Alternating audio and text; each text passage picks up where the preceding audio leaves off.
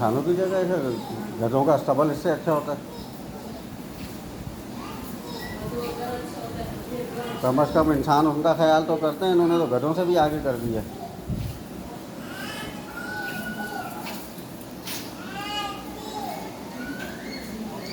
ये जी अब्बासी शहीद hospital, trauma centre, 3rd floor, बच्चों का वार्ड और यूनिट नंबर 1। ये हालात आप देख सकते हैं, जिसकी कोई पता नहीं 20 दिनों से सफाई नहीं हुई है।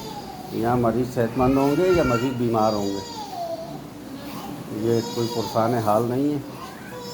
मेहरबानी करके ज़रा इसको शेयर करें तो हमारी गवर्नमेंट की कोई आँखें खोलें। और ये यहाँ डेंगू के मरीज़ हैं और ये हालात देखें आप। ये अभी मैं डालता हूँ, फिक्र ही नहीं कर।